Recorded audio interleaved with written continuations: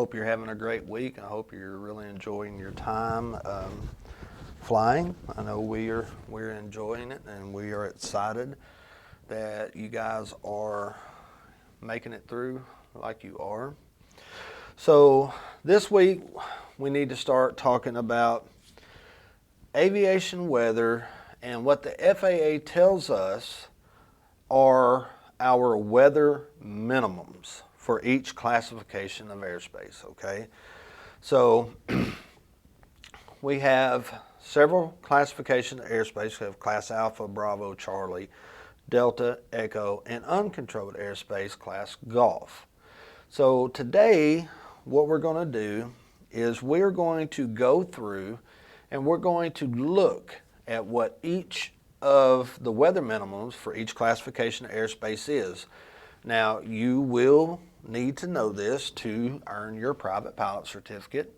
And also, this is the foundation of what you will need to know as we go into next semester for your instrument rating. All right? So here we go. Let's jump right into it. There's no better way to do it, right?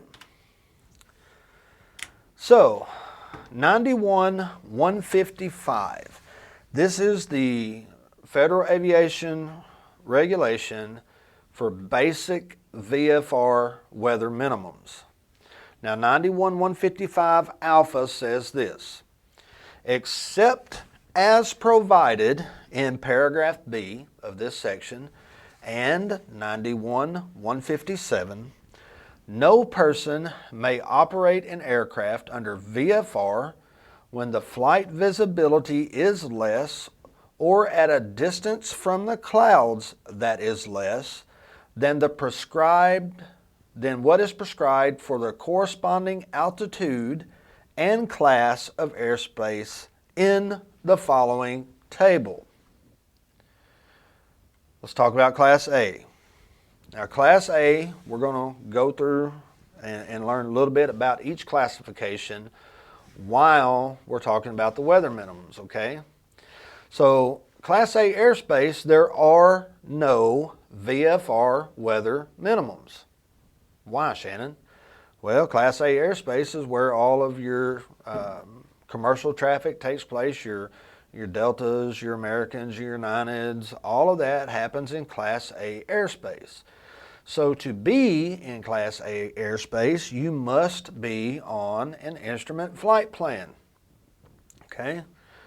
Class A airspace is that airspace that is defined from flight level 180, or 18,000 feet, to flight level 600, or 6,000 feet. All right? Class B airspace. So you have to have at least 3 statute miles of visibility, and you have to remain clear of the clouds for VFR in Class B airspace. Now, generally, Class B airspace is that airspace that is from the surface to 10,000 feet surrounding the nation's busiest airports in terms of IFR operations or passenger enplanements. The configuration of each Class B airspace is individually tailored and consists of a surface area and 2 or more layers. Some Class B airspaces resemble upside-down wedding cakes, and we'll look at that in a minute. And these are designed to contain all published instrument procedures once an aircraft enters that airspace. Now, an ATC clearance is required for all aircraft to operate in the area of a Class B airspace. And all aircraft that are cleared receive separation services within this airspace. The cloud clearance requirement for VFR operations is clear of the clouds. You have to remain clear of the clouds. Now let's talk about some of the operating rules and pilot and equipment requirements. Okay? Unless otherwise authorized by ATC, aircraft must be equipped with an operable two-way radio capable of communicating with ATC on an appropriate frequency for that Class B airspace. No person may take off or land a civil aircraft at the following primary airports within Class B airspace unless the pilot in command holds at least a private pilot certificate. And here are those airspaces. Okay. Andrews Air Force Base, Atlanta Hartsfield, Boston Logan, Chicago O'Hare, Dallas Fort Worth, Los Angeles International, Miami International, Newark International, New York Kennedy, New York LaGuardia, Ronald Reagan, San Francisco. So those airspaces, you have to have at least a private pilot certificate to fly in and out of there. Okay? No person may take off or land a civil aircraft at an airport with Class B airspace or operate a civil aircraft within Class B airspace unless the pilot in command holds at least a private pilot certificate or the pilot in command holds a recreational pilot certificate and has met the requirements of 14 CFR 61101. The pilot in command holds a sport pilot certificate and has met the requirements of 14 CFR 61325, or the aircraft is operated by a student pilot. Pay attention to this. You may be asked this. The operation in Class B airspace by a student pilot is permissible by a student pilot who seeks a private pilot certificate and has met the requirements of 14 CFR 6195, or who seeks the recreational pilot or sports pilot certificate and has met the requirements of 14 CFR 6194. Now, Shannon, what is that? What is it talking about? I don't understand. Well, they're kind of picky. Why are they so picky? Because it's the nation's busiest airports, right?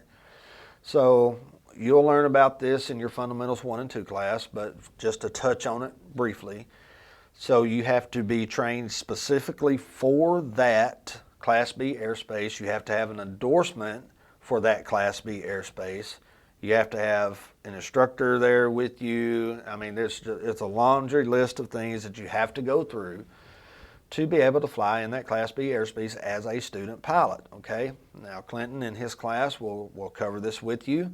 So just know that because you're a student pilot, you just cannot go into a Class B airspace all willy-nilly, whether you're meeting the 3-mile clear of clouds requirement or not, okay? So, Mode C VAL. Well, what is a Mode C VAL? Well, a Mode C VAL is the airspace within 30 nautical miles of an airport listed in Appendix D. That is the Class Bravo airspaces. Section 1 of 14 CFR Part 91, okay, as I said, those are the Class B airspaces, from the surface upward to 10,000 feet. Unless otherwise authorized by ATC, aircraft operating within this airspace must be equipped with an operable radar beacon transponder with an automatic altitude reporting capability and operable ADS-B out equipment.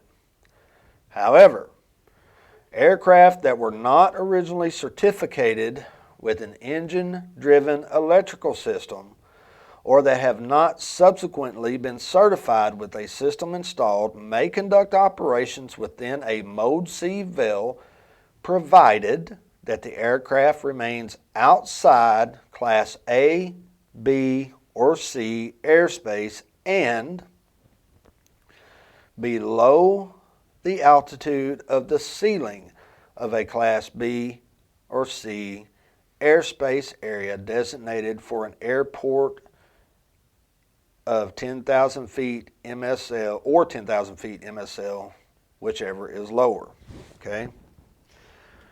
So I wish I could blow this up a little bit more,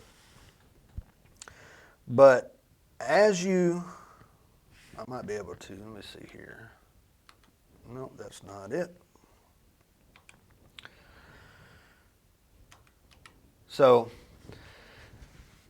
as you can see here, this is a picture of a Class Bravo airspace. Now, on this picture, you see the blue lines indicating the different shelves of that Class Bravo. Well, if you will notice, there is a magenta colored line that goes around that Class Bravo airspace. Sometimes it's well within the shelf, sometimes it's outside of the shelf. That is the 30 nautical mile Mode C veil for that Class Bravo airspace. Okay? So let's talk about Class Charlie airspace. So Class Charlie airspace, the flight visibility is 3 statute miles. Okay? I made a boo-boo on this slide, but we're on the flight visibility, you must be able to see 3 statute miles. Distance from the clouds, you have to be 1,000 foot above them, 500 foot below them, and 2,000 feet horizontally. Oh, you got to be 2,000 feet away from the clouds. Now in aviation terms, and from now on, you will hear this referred as 3-152. So whenever you're asked what is the VFR weather minimums for Class Charlie airspace, it is 3-152. Okay? Now, Class Charlie airspace is generally that airspace from the surface to 4,000 feet above the airport elevation charted in MSL above sea level, surrounding those airports that have an operational control tower and are serviced by radar approach control, and that have a certain number of IFR operations or passenger enplanements. Although the configuration of each Class Charlie airspace area is individually tailored, the airspace usually consists of a 5 nautical mile radius core surface area that extends from the surface up to 4,000 feet above the airport elevation, and a 10 nautical mile radius shelf area that extends no lower than 1,200 feet up to 4,000 feet above the airport elevation. Class Charlie airspace is charted on sectional charts, IFR en route low altitude charts, and terminal area charts where appropriate. Pilot certification. There is no requirement for you to be a private pilot or higher to enter Class Charlie. You can enter Class Charlie as a student pilot, and you as a student pilot here at Ozarka College, you will fly to Little Rock. That is a Class Charlie airspace. Now the equipment you're going to need to enter a Class Charlie airspace is a 2-way radio. Unless otherwise authorized by ATC, you'll have to have an operable radar beacon transponder with automatic altitude reporting capability and an operable ADS-B out equipment. Arkansas has 2 Class Charlie airports. You will need to know these: Little Rock and Northwest Arkansas Regional. Little Rock is Kilo Lima India Tango. Northwest Arkansas Regional is Kilo X-Ray November Alpha. So Little Rock is KLIT. Northwest Arkansas Regional is KXNA. Okay. Now on the left is Little Rock. On the right is XNA. Okay. Now you can see the inner circle for Little Rock goes from the surface to 4,300 feet. So what does that tell you? That tells you that Little Rock is roughly around 300 feet MSL. Well, Shannon, how do you know that? Well, I know that the Class Charlie airspace only goes up to 4,000 feet. So that 4.3 that you see inside that middle circle around Little Rock, that tells you that the top of that Class Charlie airspace is 4,300 feet. Then you have the line and SFC on the bottom. That tells you that it goes from the ground up to 4,300 feet. Now if you'll look to the left of that inner circle, you'll find a 1.8 and a 4.3, a 4.3 over a 1.8. That tells you that that section of the Class Charlie starts at 1,800 feet MSL and goes up to 4,300 feet. If you look on the right, you'll see a 43 over 15. That says that that airspace starts at 4,300 feet. Or I'm sorry, the top of it is at 4,300 feet, and it starts at 1,500 feet. So that's how you can tell where the shelf altitudes for each one is. Now, if you look over to the right-hand side, you'll see X and A's Class Charlie. And in that middle circle, you'll see it goes from the surface up to 5,300 feet MSL. So what does that tell me? That tells me that that airport is roughly 1,300 feet MSL elevation. Because, again, it goes up to 4,000 feet above the surface. So it goes from the surface up to 1,500 or 5,300 feet. Therefore, it gives me a field elevation of 1,300 feet. Now, the shelf that extends to the left, up above, around to the west, and down to the south, that shelf starts at 2,500 feet, and the ceiling is 5,300 feet. Now, the shelf that's to the right, up there towards Rogers and on Springdale and all of that, that shelf starts at 2,900 feet, and the ceiling again is 5,300 feet. So now let's talk about Class D airspace. So Class D airspace, you have to have 3 miles of visibility, 1,000 feet above, 500 feet below, 2,000 feet horizontal, or 3,152. Starting to see a theme here, aren't you? Very good. So generally, Class D airspace extends upward from the surface to 2,500 feet above the airport elevation charted in MSL above sea level. Surrounding those airports, they have an operational control tower. The configuration of each Class Delta airspace is individually tailored, and when an instrument procedures are published, the airspace will normally be designed to contain those procedures. Class D surface areas may be designated as full-time 24-hour tower operations or part-time. Part-time Class Delta effective times are published in the chart supplement. Where a Class D surface area is part-time, the airspace may revert to either Class E surface area or Class G airspace. When a part-time Class D surface area changes to Class G, the surface area becomes Class G airspace up to, but not including, the overlying controlled airspace. The airport listing in the chart supplement will state the part-time surface area status. For example, other times Class E or other times Class Golf. Okay?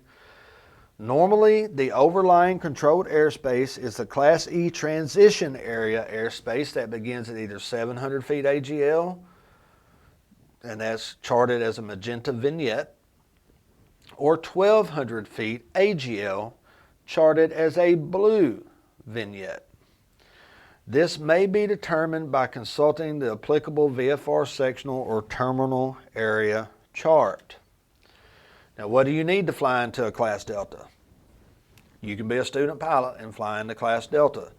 You will make a solo flight for your private pilot.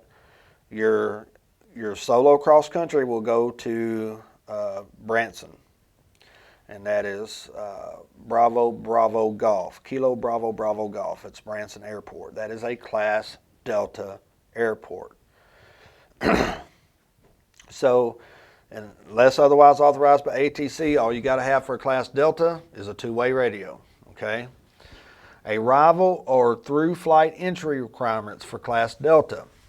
Two-way radio communication must be established with the ATC facility providing ATC services prior to entry, and thereafter maintain those communications while in the Class Delta airspace. Pilots of arriving aircraft should contact the control tower on the published frequency and give their radio position, altitude, destination, and any request prior to getting there. Radio contact should be initiated far enough from the Class Delta airspace boundary to preclude entering the Class Delta airspace before two-way radio communications are established. Now, I'm going to bring this back, excuse me, just for a minute. So we have a Class Delta airspace, right? So here's our runway. I hope you can see that. So there's our runway. And then over here, we're going to have a control tower, right? We're going to have a control tower over here that's watching everything. Now here is the trick about Class Delta. They don't have radar services.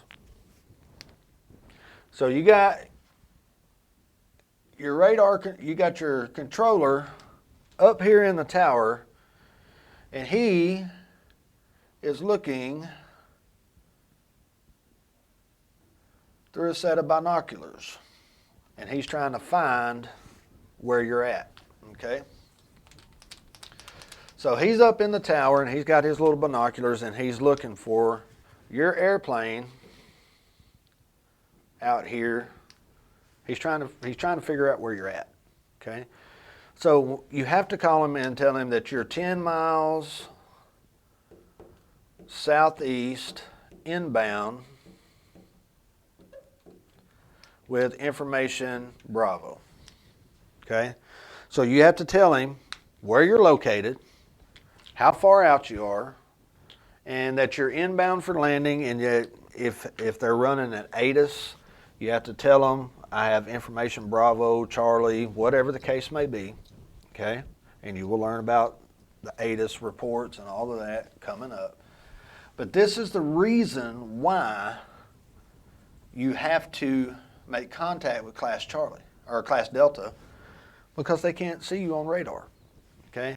They don't know where they're up there looking through their binoculars trying to find you. They don't know where you're at. So you have to give them a position report and tell them what your intentions are, okay? So this is Branson's Class Delta airspace. This is the one that you will be flying into. You can see that it's circled by a blue dashed line, okay? That's how you know you're looking at Class Delta airspace. So now let's talk about Class Echo. Now, Class Echo is divided into two categories: less than 10,000 feet and above 10,000 feet, okay? Now, you need to remember these. You're going to be tested on these. All of these airspace and weather minimums, everything, you're going to be tested on. So you need to know these, okay? So Class E below 10,000 feet. Surprise, surprise, it is 3,152, okay? But what about above 10,000 feet? Well, here's where it changes. You have to have 5 miles of visibility. You have to be 1,000 feet above the clouds, or 1,000 feet below the clouds, or 1 statute mile horizontally away from the clouds. This is known as 5-111. All right? Class E airspace is controlled airspace and is designated to serve a variety of terminal or en route purposes as described in this paragraph. You do not have to have any certain pilot certification to be in Class Echo airspace.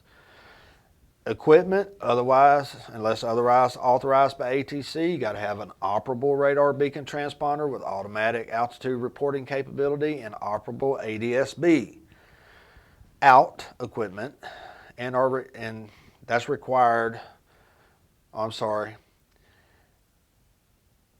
all of that's required and at above 10,000 feet within the 48 contiguous United States and the District of Columbia, excluding the airspace at or below 2,500 feet above the surface, and operable ATSB out equipment and at above 3,000 feet MSL over the Gulf of Mexico from the coastline of the United States out to 12 nautical miles. You have to have all of that required equipment. So Class E airspace below 14,500 feet is charted on sectional, terminal, and IFR en route low altitude charts. Now the vertical limits that were designated at a lower altitude Class E airspace in the United States consist of the airspace extending upward from 14,000 feet MSL, but not to include 18,000 feet MSL overlying the 48 contiguous United States, the District of Columbia, and Alaska, including the waters within 12 nautical miles of the coast and the 48 contiguous states and Alaska, excluding the Alaska Peninsula west of longitude 160 west, and the airspace below 1,500 feet above the surface of the earth unless specifically designated lower, for example in the mountainous terrain higher than 13,000 feet MSL.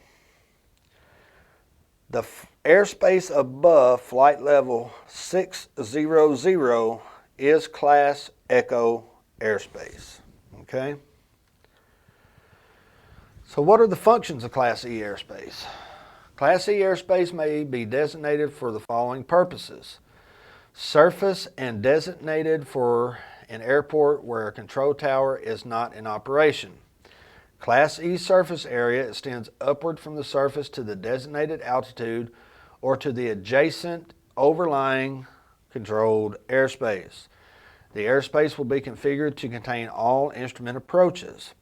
To qualify for a Class E surface area, the airport must have weather observation and reporting capability, and communications capability must exist with the aircraft down to the runway surface.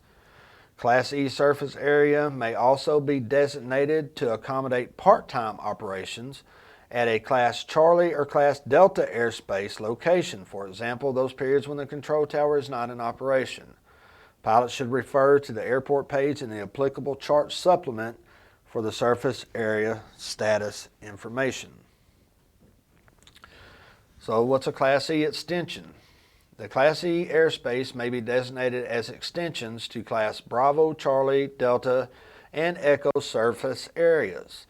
Class Echo airspace extensions begin at the surface and extend up to the overlying controlled airspace. The extensions provide controlled airspace to contain standard instrument approach procedures without imposing a communications requirement on pilots operating under VFR. Surface area arrival extensions become a part of the surface area and are in effect during the same time as the surface area. And you will learn more about this throughout your time in Fundamentals 1 and 2. Okay? So Class G airport. Class G, or airspace, Class G airspace is the only uncontrolled airspace in the United States airspace system. Okay? Now this is broken down into day and night weather minimums. Okay? It also has varying heights at which it starts depending, or which it ends, should say, depending on the airport it surrounds.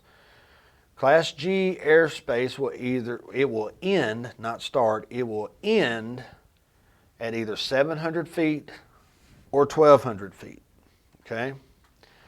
So what are the weather minimums? Well, according to 91-155, daytime weather minimums for Class G airspace is 1 statute mile, clear the clouds. Pretty simple. Now at nighttime, it goes to 3-152. By now you should know what 3-152 is. 3-152, all right? So Class G airspace, notwithstanding the provisions of paragraph A of this section, the following operations may be conducted in Class G airspace below 1,200 feet of the surface. Helicopter. A helicopter may be operated clear of the clouds in an airport traffic pattern within a half mile of the runway or helipad of intended landing if the flight visibility is not less than 1/2 statute mile. Well, during our training here, we're not going to have to worry about that because we don't fly helicopters. Now, airplane, if the visibility is less than 3 statute miles, but not less than 1 statute mile during night hours, and you are operating at an airport traffic pattern within half a mile of the runway, you may operate the airplane. Okay? So as long as the visibility is not below 1 mile and you're operating within half a mile of the airport, you can operate. No worries. I wouldn't do it, but you can. So, except as provided in 91-157, no person may operate an aircraft beneath the ceiling under VFR within the lateral boundaries of controlled airspace designated to the surface for an airport with a ceiling of less than 1,000 feet. Except as provided in 91-157 of this part, no person may take off or land an aircraft or enter the traffic pattern of an airport under VFR within the lateral boundaries of the surface areas of Class Bravo, Charlie, or Delta, or Echo airspace designated for an airport unless the ground visibility is at least 3 statute miles, or if the ground visibility is not reported at that airport, flight visibility during landing, takeoff, or while operating in the traffic pattern must be 3 statute miles.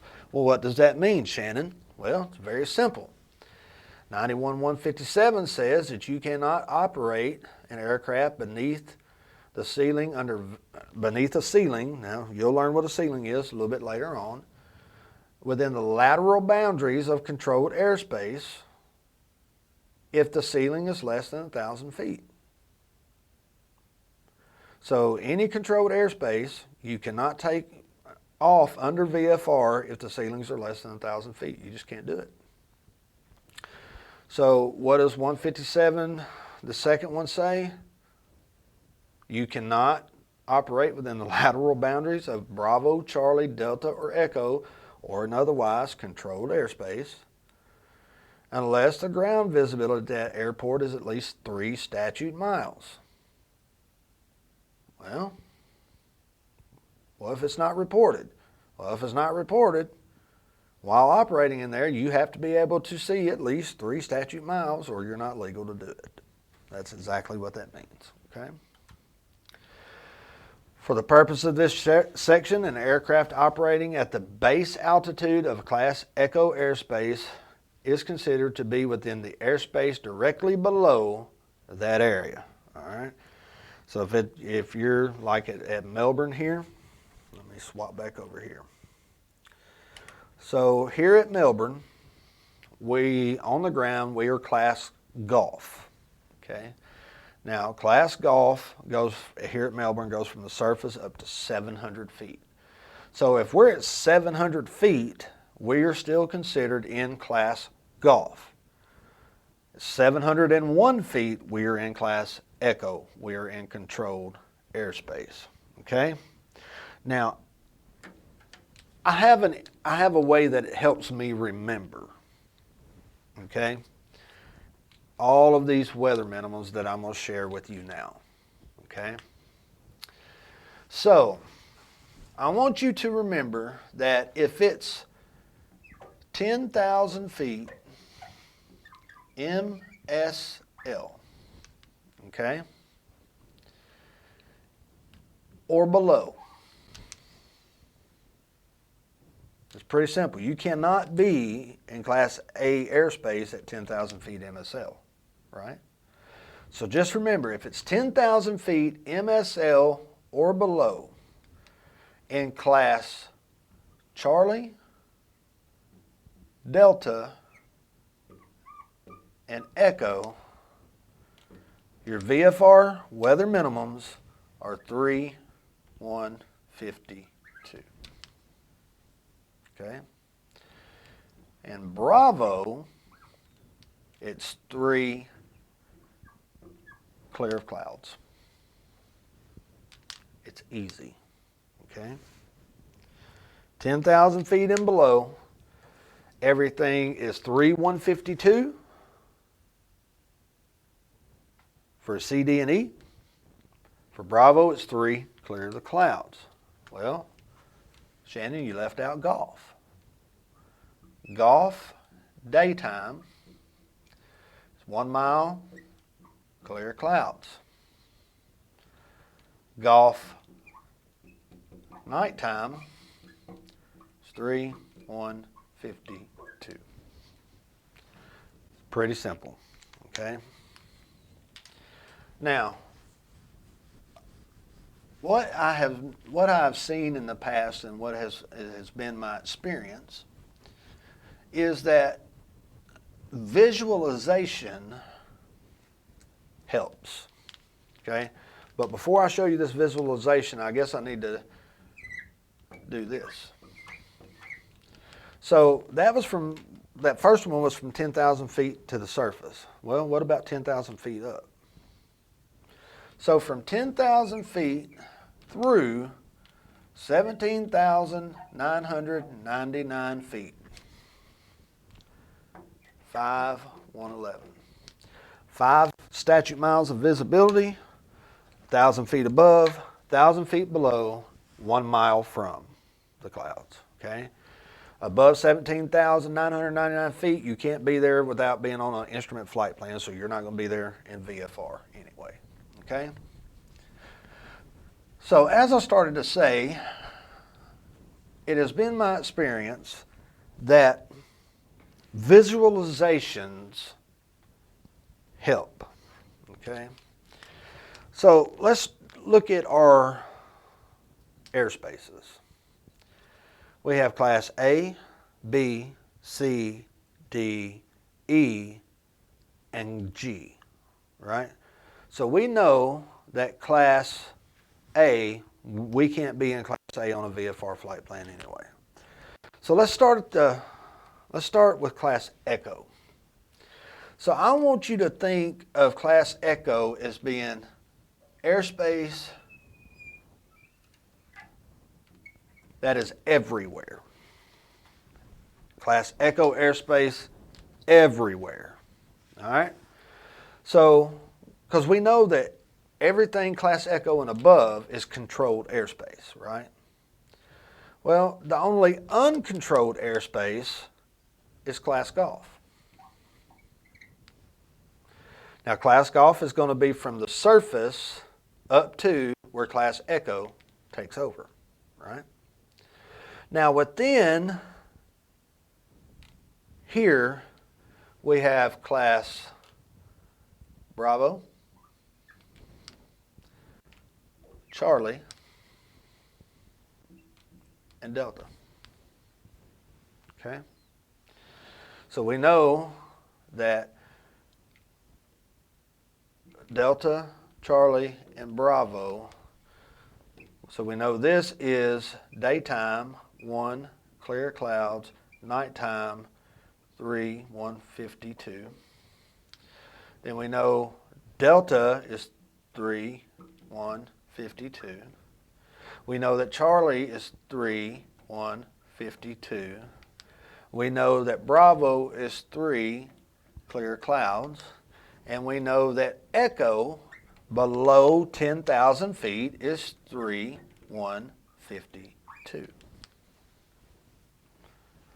So I hope that a visualization like this will help you see and help you catch on to what the airspace weather minimums are. And we know that up here is class Alpha, and you have to be on IFR flight plan. Oh, you can't even read it up there. Let me erase that and I'll put it. So we know that up here we have class Alpha. Still can't read it. So above here we have class Alpha, and you have to be on an IFR flight plan for class Alpha. I hope that this visualization will kind of sort of help you picture it in your mind, what the different airspace weather minimums are according to the regulations. As always, you can come and meet with me if you have any questions. I'll be glad to help go over and explain this with you, okay? But this is very important stuff that you're going to need to know, all right?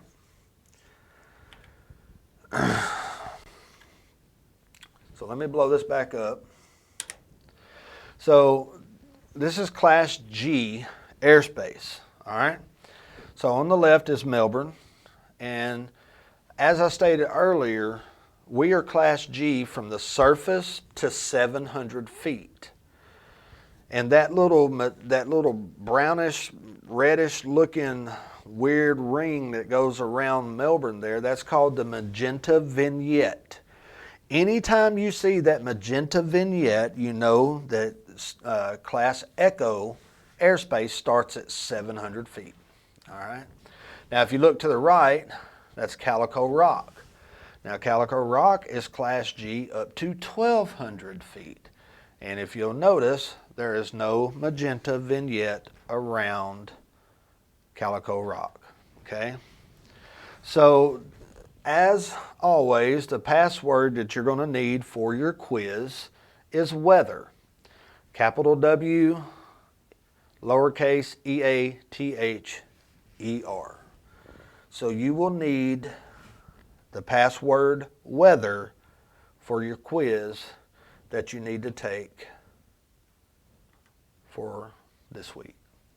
So guys, I hope, like I said, I hope this gives you a little bit of understanding of how this works. If you have any questions whatsoever, do not hesitate. Call me, email me, come out to the airport. I'll sit down and I'll help you figure this out where you can understand it and retain it, okay? Don't forget to do your quiz. Don't forget to do your discussion post, and make sure to have all of this turned in by 11:59 this Saturday night. And I look forward to seeing you at the airport and flying with you guys, and we will see you next time. Happy skies.